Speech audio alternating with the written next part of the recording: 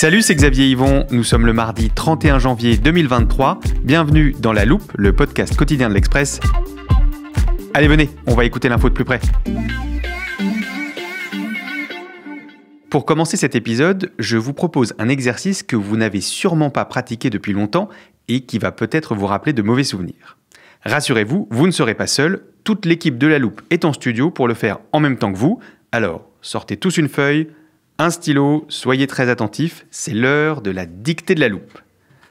Je prends ma meilleure intonation d'instituteur et c'est parti. Le soir tombait. Point. Le soir tombait. Point. Très bien, Jules, la conjugaison. Voilà. Ah, t'écris bien, Charlotte. Oui, bah copie pas. Chut. Papa et maman, virgule, inquiet, virgule.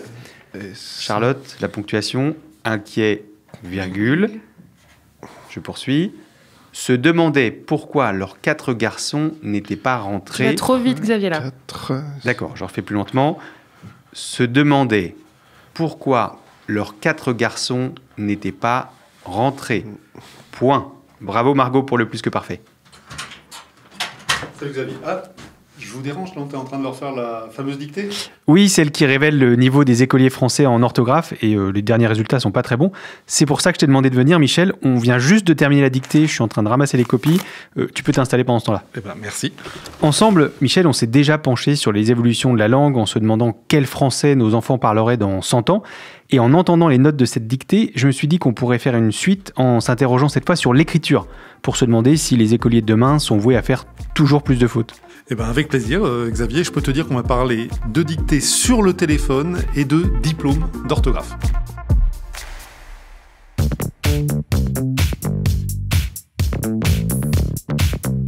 Vous avez certainement reconnu Michel Feltin-Pallas, rédacteur en chef à l'Express et auteur de l'infolettre Sur le bout des langues. Salut Michel. Salut Xavier.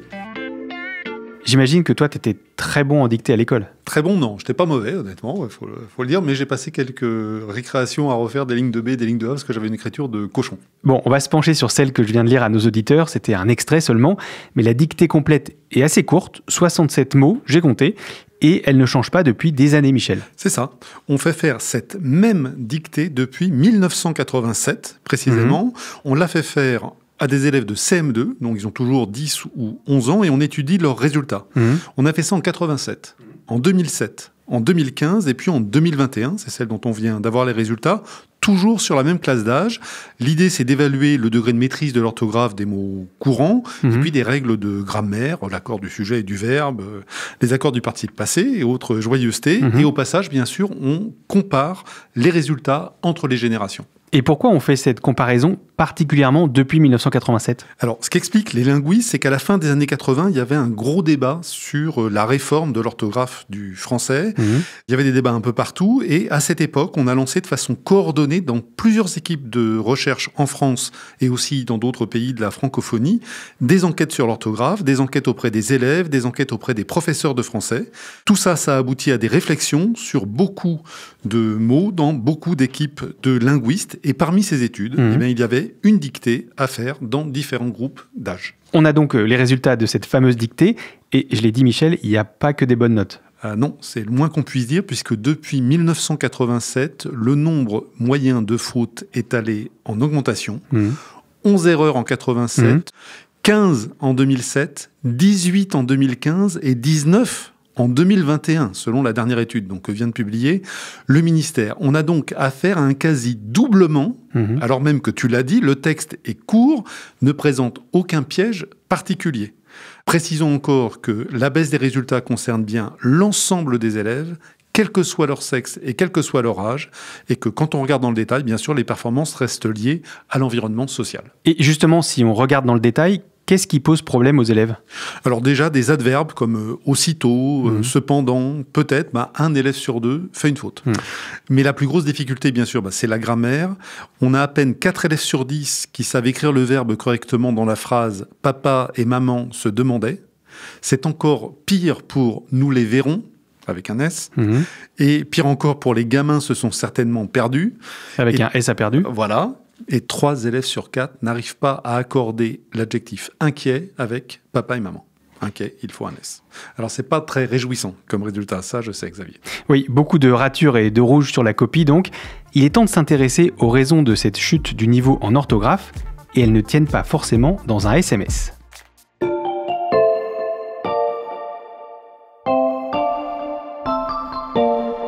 Bon, Michel, je t'avoue que les résultats dont tu viens de nous parler me surprennent quand même pas mal. Pour tout te dire, j'ai une fille en CE2, et des dictées, il y en a au moins 2 par semaine. Donc nos petits écoliers travaillent quand même encore beaucoup l'orthographe. Oui, mais beaucoup moins qu'avant. Le nombre d'heures consacrées à l'apprentissage de l'orthographe, quand on compare sur plusieurs décennies, eh bien, il a considérablement chuté. Mais c'est parce qu'il y a moins d'heures de cours. Alors oui, c'est vrai, presque partout aujourd'hui, c'est 4 jours d'école. Avant, c'était 4 jours et demi, c'était même 5 à un moment, avec le mercredi ou le samedi. Globalement, l'année scolaire est passée de 1338 heures au début du XXe siècle à 864, donc beaucoup moins d'heures de cours, mais ça n'est pas la seule raison. C'est-à-dire ? Il y a de nouvelles matières qui ont été introduites, de l'informatique, on n'en faisait pas au début du XXe siècle, des langues étrangères, de l'enseignement moral et civique, etc. La conséquence, c'est que les petits écoliers d'aujourd'hui passent beaucoup moins de temps à étudier l'orthographe que leurs parents et a fortiori que leurs grands-parents. Le niveau s'en ressent mécaniquement. Il y a plein de choses qu'on veut leur enseigner et donc on ne peut pas passer autant de temps sur les règles de grammaire ou des questions comme combien y a-t-il de thé dans compote et combien y a-t-il de thé dans carotte. 2 dans carotte ? Et non. Et oui, 2 dans carotte et 1 dans voilà. compote. Bravo. Bravo Michel. Bravo, j'espérais être coincé, mais c'est raté. Non, c'est toi qui t'es coincé tout seul. Est-ce qu'il y a d'autres explications à cette baisse de niveau, Michel ? Oui, globalement, les jeunes lisent moins. Alors, 92% des jeunes se déclarent encore lecteurs en 2019, mais il n'était plus que 80% en 2021, sachant qu'en plus, ils consultent surtout des ouvrages d'ordre utilitaire, de cuisine, de décoration, un peu moins la lecture des grands classiques. Alors, évidemment, il y a le phénomène d'Internet qui est passé par là. En 87, il n'y avait pas Internet. Et donc, quand les jeunes s'ennuyaient, une des activités possibles, c'était la lecture. Aujourd'hui, quand on a entre 7 et 25 ans et qu'on s'ennuie, on a son petit téléphone, on a son ordinateur. En moyenne, on y passe 3h50 par jour. Bon, alors je vais quand même apporter une petite nuance. Les jeunes lisent moins, c'est vrai, mais ils lisent surtout différemment. Et pour parler de cela, je t'ai conseillé d'appeler une spécialiste. Tout à fait. Maria Candéa, elle est sociolinguiste et professeure à l'université Sorbonne Nouvelle à Paris. Et voilà ce qu'elle m'a répondu sur la façon dont les plus jeunes lisent aujourd'hui. Les élèves lisent spontanément énormément et ils passent beaucoup de temps sur les écrans. Ils lisent plus de mangas, par exemple. C'est un genre qui a beaucoup de succès et il y a des mangas très intéressants et qui plaisent beaucoup aux ados. Donc, ils lisent, mais ils lisent différemment. Donc, c'est pas une question de quantité de lecture. Après, là où il y a peut-être une différence, c'est l'accès à la langue de l'école, la langue très soignée. Ça, c'est plus compliqué à les amener à découvrir une langue purement scolaire, très, très différente de leur pratique, justement, de lecture et d'écriture. Mais je ne pense pas que ça ait une influence sur l'orthographe. Il n'y a aucune étude qui montre ça. Michel, est-ce qu'il faut aussi regarder du côté des méthodes d'enseignement ? Oui, parce que les techniques d'enseignement d'aujourd'hui, d'après les experts, sont moins performantes. Avant, on faisait du par cœur, on faisait des dictées, on faisait de la méthode syllabique. Alors, certains procédés de ces profs dits à l'ancienne ont été un peu critiqués, un peu délaissés. Peut-être n'étaient-elles pas toujours très efficaces, mais en tout cas, elles n'ont pas été remplacées par d'autres méthodes qui le seraient davantage. De fait, les enseignants actuels sont considérés comme moins bien formés à la transmission de l'orthographe que leurs devanciers. Et pour dire les choses comme elles sont, comme eux-mêmes sont les produits de cette école qui enseignait moins bien, moins longtemps l'orthographe, ils sont sans doute moins bons en orthographe eux-mêmes que leurs prédécesseurs. Et puis, il y a un autre élément très important, Xavier. Lequel ? Eh bien, c'est l'écart grandissant entre la langue orale et la langue écrite. Tu le sais, on en parle régulièrement ensemble, toute langue vivante évolue. Et pendant longtemps, le français écrit a tenu compte des modifications du français oral. On en avait parlé, je crois déjà, dans notre épisode sur le français que nos enfants parleront demain. Tout à fait. Un seul exemple, en 1835, l'Académie française a accepté de remplacer co-noisseur par co-naisseur. D'ailleurs, on écrivait la langue française, on l'écrivait la langue françoise, mais tout le monde disait française. En 1835, on a décidé d'écrire française avec un A. Mais depuis 2 siècles, la machine est quasiment bloquée. De ce fait, le nombre de mots qui ne s'écrivent pas comme ils se prononcent est de plus en plus important, ce qui rend évidemment plus difficile leur notation à l'écrit. Cette difficulté-là s'en ajoute à une autre. Le choix que l'on a fait en France d'une graphie élitiste qui était réservé à l'origine à une poignée d'aristocrates qui connaissaient tous le latin. l'un des premiers secrétaires perpétuels de l'Académie française, le lointain prédécesseur d'Hélène Carrère d'Ancos, l'a écrit noir sur blanc au moment de l'élaboration du premier dictionnaire de l'Académie en 1694. L'Académie déclare, écoute bien, qu'elle désire suivre l'ancienne orthographe qui distingue les gens de lettres d'avec les ignorants et les simples femmes. Ça te montre l'époque et la philosophie du choix de l'orthographe qui a été fait. Quand on veut enseigner cette même orthographe qui n'a quasiment pas changé à toute la population, évidemment, ça pose problème. Une des autres pistes d'explication qui me vient, Michel, c'est l'importance des SMS et des messages très courts sur les réseaux sociaux. J'ai donc demandé à Maria Candéa si l'utilisation de ce langage pouvait avoir une influence, et sa réponse va peut-être vous surprendre. C'est une fausse idée, il y a eu plein de recherches là-dessus dès le début des SMS. Les élèves savent que les pratiques de communication numérique entre amis sont différentes des pratiques à l'école et ils jouent là-dessus. Il y a un nombre incalculable d'abréviations qu'ils apprennent. Ils savent très bien que c'est des abréviations entre amis et pas utilisées à l'école. Et donc, au contraire, ça, c'est quelque chose qui augmente leur motivation très, très jeune, déjà à 5-6 ans, à entrer dans l'écrit, quels que soient les milieux sociaux. Donc, ça joue positivement sur la motivation et ça ne joue pas du tout sur l'orthographe. Au contraire, le téléphone, ça aide beaucoup parce qu'avec les suggestions, du coup, les mots isolés sont correctement écrits, les 2T, 2P, etc. C'est correct. Là où il y a du travail à faire, c'est sur l'orthographe grammaticale. Et là, les SMS n'ont aucune influence, ni positive ni négative. Si on continue dans les clichés, Xavier, j'en ai d'autres. Par exemple, l'idée que cette baisse des résultats s'expliquerait par la massification de l'enseignement. Ce qui est vrai, c'est qu'il y a de plus en plus d'étudiants. Donc forcément, il ne reste pas simplement ceux qui savent très bien écrire dans les études supérieures, il y a aussi ceux qui accèdent aux études sans être des champions en dictée, contrairement à avant. Mais ça n'explique pas la baisse que l'on observe ici, puisque ici, ça ne concerne que les élèves de CM2, c'est-à-dire tous les élèves d'une classe d'âge. Qu'il s'agisse de ceux d'hier ou de ceux d'aujourd'hui, le niveau moyen du CM2 n'a pas changé. Donc les résultats en orthographe sont vraiment plus mauvais qu'auparavant. Et puis, il y a encore une troisième idée fausse. Allez, je t'écoute.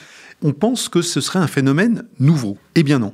C'est seulement dans la première partie du XXe siècle que la maîtrise de l'écrit a fortement progressé grâce à l'instauration d'un enseignement massif et au nombre d'heures colossales qui étaient consacrées à l'époque à cette matière. Le meilleur niveau, d'après les experts, a sans doute été atteint dans les années 40, mais après un palier, le mouvement de baisse a commencé dès les années 60, pour toutes les raisons que l'on vient de citer. Donc le mouvement est en train de s'accélérer, mais il n'est pas en train d'apparaître. Ça fait une sacrée liste d'explications, Michel. Maintenant, il faut trouver des solutions. Et vous allez l'entendre, vos enfants passeront peut-être bientôt un diplôme spécifique pour certifier leur orthographe.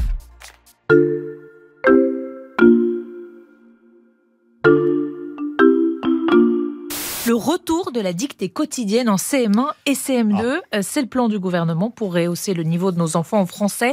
Michel, le retour de la dictée quotidienne, est-ce que c'est une bonne idée pour faire face à la baisse du niveau en orthographe ? Alors, il y a un côté mécanique. Plus on consacrera d'heures à enseigner l'orthographe, meilleur le niveau sera. Mais consacrer davantage de temps aux dictées, à horaire égal, ça veut dire qu'il y a des choses qu'on enseignera moins. Ou alors, il faut augmenter le temps global d'enseignement. Donc, par exemple, réduire les vacances scolaires ou bien rétablir une journée de cours. Mais je ne sais pas pourquoi, je ne suis pas tout à fait certain que les parents aient envie de se lever le samedi matin pour emmener leurs enfants à l'école. Je ne suis pas certain non plus. On a évoqué l'importance des écrans aujourd'hui dans le quotidien des plus jeunes. J'ai demandé à Maria Candéa s'il pourrait devenir un autre support d'enseignement de l'orthographe. Il y a aussi l'importance des correcteurs informatiques maintenant. Ça nous aide énormément sur les aberrations lexicales notamment. C'est pareil, il faut les intégrer à l'enseignement. Ce qui est le plus intéressant à travailler avec les élèves, c'est la richesse du vocabulaire. C'est la construction des phrases, c'est vraiment la construction du récit, etc. Là, c'est de la bonne complexité. Le nombre de T, encore une fois, dans carotte et compote, c'est pas de la bonne complexité. Donc, je pense on touche presque aux limites supérieures du système. Je pense qu'on ne pourra pas aller plus loin, ça ne pourra que baisser. Mais qu'est-ce qui baisse ? C'est juste l'orthographe à l'écrit manuscrit qu'on teste. Peut-être qu'il faudrait maintenant qu'on teste les élèves avec le téléphone, des dictées avec le téléphone et avec l'ordinateur, en conditions réelles de l'utilisation de l'écrit. Parce qu'on utilise l'écrit maintenant quasiment exclusivement à l'âge adulte en informatique, en numérique. On écrit beaucoup, beaucoup moins à la main. La linguiste propose également une autre piste de réflexion, faire de l'orthographe une compétence à part entière. Si on prône politiquement l'immobilisme orthographique, peut-être qu'on peut défendre une société où l'orthographe serait une compétence technique, comme au 19e, que certains auraient, mais professionnellement, un peu comme le permis de conduire poids lourd, quoi. On ne considère pas que c'est quelque chose d'indispensable et on s'adresse à des gens qui ont ce permis poids lourd quand on a besoin de faire conduire des poids lourds. C'est aussi une autre possibilité de transformer l'orthographe actuelle en compétence professionnelle réduite, mais vraiment très technique, et l'enseigner aux gens qui vont avoir cette espèce de permis. Mais ça veut dire qu'on renonce à ce que ce soit un capital culturel et social. Donc, si c'est comme le permis poids lourd, il faut renoncer à stigmatiser les gens qui ne l'ont pas, et donc, par exemple, revenir à la situation des écrivains du 19e siècle qui ne s'en souciaient absolument pas. C'était une compétence d'imprimeur. C'est une autre possibilité. C'est pour ça que je dis que le débat est maintenant politique et citoyen. Si on se pose autant de questions, Michel, est-ce que ça ne veut pas dire qu'il faut changer l'orthographe elle-même au lieu de changer les méthodes d'enseignement ? C'est une très bonne question. D'autant qu'il faut rappeler que c'est ce que font nos cousins italiens, nos cousins espagnols qui ont une graphique quasiment adaptée à la phonétique. Mais je te laisse écouter là aussi les précisions de Maria Candéa. L'orthographe du français a des complexités que toutes les langues romanes n'ont pas, loin de là. Les Italiens, les Espagnols, les Roumains, les autres langues romanes n'ont pas ces problèmes. On peut pas faire de dictée en espagnol. Tout le monde aurait 20 sur 20. À 12 ans, les enfants en Espagne et dans tous les pays hispanophones n'ont plus de problème d'orthographe. Donc là aussi, c'est un handicap pour la langue française de ne pas avoir fait ces réformes à temps. Même les PH, TH, tous ces trucs-là, dans les autres langues romanes, on ne les retrouve pas. Donc on a 100 ans de retard dans la réforme de l'orthographe. Donc rationaliser, insérer plus de logique dans le système, mais on ne peut pas brusquement trop modifier l'orthographe. C'est vraiment un travail d'orfèvre, c'est très complexe. Si on rendait l'orthographe brusquement très logique, on dégraderait la vitesse de lecture des gens qui ont appris l'orthographe qu'on connaît. Donc, il faut y aller toujours par palier. 100 ans de retard qu'il faut rattraper, d'où la nécessité d'avoir le débat citoyen et politique dont parle Maria Candéa. Il faut voir ce qu'on met dans l'orthographe. Il faut voir la confusion aussi entre orthographe et langue. Parce qu'on a l'impression que les gens qui sont mauvais en orthographe sont mauvais en langue française, alors que ce n'est pas du tout corrélé. On peut être dyslexique et avoir une pratique absolument extraordinairement riche et nuancée de la langue. Alors oui, il y a encore beaucoup de travail, il y a encore beaucoup de questions. Il ne faut pas juste regarder le passé, ne pas juste regarder la baisse du niveau, mais en comprendre les raisons. Réfléchir finalement à ce que l'on veut vraiment pour l'orthographe. Parce qu'on pourrait penser que notre orthographe élitiste, parfois étymologique, mais pas toujours, avec des dizaines et des dizaines d'exceptions, qui parfois d'ailleurs résultent d'erreurs pures et simples. C'est-à-dire le H de bonheur, par exemple. Il sert à rien. Non, c'est pas qu'il ne sert à rien, mais c'est une erreur. On croit que ça vient du mot heure, je te souhaite une bonne heure, alors que ça vient du mot augure. Et augure, il n'y a pas de H. Donc on a mis un H alors qu'il n'en fallait pas. Mais des exemples comme ça, il y en a plein. Donc bref, on pensait que notre orthographe élitiste est un peu très très compliquée, mais elle est cohérente finalement avec un régime aristocratique, où elle était utilisée pour marquer les différences de classe, puisque seuls les aristocrates avaient le temps de l'apprendre, ils étaient les seuls à maîtriser l'orthographe, et donc ça justifiait leur privilège, puisque le peuple, lui, ne maîtrisait pas leur orthographe. Mais ce système n'est pas justifiable, à mon avis, dans un régime républicain, qui théoriquement cherche à assurer l'égalité entre les citoyens. C'est en cela que le choix de l'orthographe est une question politique, au sens noble du terme. Merci Michel pour ces explications. C'était un sans faute. À bientôt. Michel Feltin-Palas, rédacteur en chef à l'Express et auteur de l'infolettre Sur le bout des langues. N'hésitez pas à vous y inscrire pour la recevoir. Vous pouvez également retrouver tous ces articles sur l'express.fr. Et pour ne rater aucun des nouveaux épisodes de La Loupe tous les jours dès 6h du matin, pensez à nous suivre sur votre plateforme d'écoute favorite, par exemple Spotify, Apple Podcast ou Podcast Addict. Cet épisode a été écrit par Charlotte Baris, monté par Ambre Rosala et réalisé par Jules Cros. Retrouvez-nous demain pour passer un nouveau sujet à La Loupe.